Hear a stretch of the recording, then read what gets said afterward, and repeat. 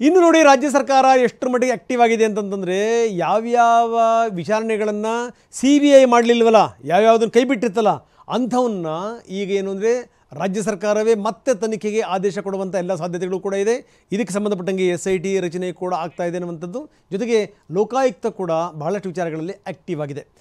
ನೋಡಿ, ಅಕ್ರಮ ಗಣಿ ಪ್ರಕರಣ 9 ಕೇಸ್ಗಳಲ್ಲಿ ಕೆಲವೊಂದು ಕೇಸ್ಗಳನ್ನು ನಾನು ಮಾಡಲ್ಲ ಅಂತ CBI ಹೇಳಿತ್ತು. CBI ಯಾವ್ಯಾವುದನ್ನು ನಿರಾಕರಿಸ್ತಲ್ಲ ಅದೆಲ್ಲವನ್ನೂ ಕೂಡ SIT ಕೊಡಬೇಕು ಅಂತ ಈಗ ಸರ್ಕಾರ ಚಿಂತನೆ ಮಾಡ್ತಾ ಇದೆ. ಕ್ಯಾಬಿನೆಟ್ನಲ್ಲಿ ಈ ವಿಚಾರಕ್ಕೆ ಸಂಬಂಧಪಟ್ಟಂಗೆ ಬಹಳ ಸೀರಿಯಸ್ ಆಗಿ ಚರ್ಚೆ ನಡೆದಿದೆ. 9 ಪ್ರಕರಣಗಳಲ್ಲಿ 6 ಕೇಸ್ಗಳಲ್ಲಿ ನಾನು ತನಿಖೆ ಮಾಡಲ್ಲ ಅಂತ CBI ಹೇಳಿತ್ತು.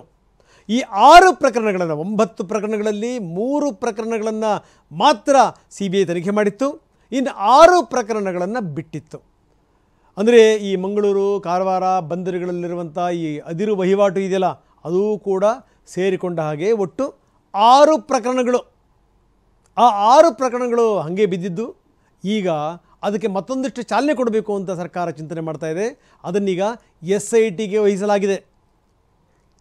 ಸ್ಪೆಷಲ್ ಇನ್ವೆಸ್ಟಿಗೇಷನ್ ಟೀಮ್ ಲೋಕಾಯುಕ್ತದಲ್ಲೇ ಒಂದು ಭಾಗವಾಗಿ ಅದನ್ನು ಮಾಡ್ತಾರೋ ಅಥವಾ SITನ ಬೇರೆದ್ದೇ ರೀತಿಯಲ್ಲಿ ಮಾಡ್ತಾರೋ ಗೊತ್ತಿಲ್ಲ. ಆದರೆ ಒಂದು SIT ಟೀಮ್ ರಚನೆ ಮಾಡಿ CBI ನಿರಾಕರಿಸಿದಂಥ ಆ 6 ಕೇಸ್ಗಳಿದಾವಲ್ಲ ಆ 6 ಕೇಸ್ಗಳ ತನಿಖೆಯ ಜವಾಬ್ದಾರಿಯನ್ನು ಈ ಸ್ಪೆಷಲ್ ಇನ್ವೆಸ್ಟಿಗೇಷನ್ ಟೀಮ್ಗೆ ವಹಿಸಬೇಕು ಅಂತ ಸರ್ಕಾರ ಚಿಂತನೆ ಮಾಡ್ತಾ ಇದೆ.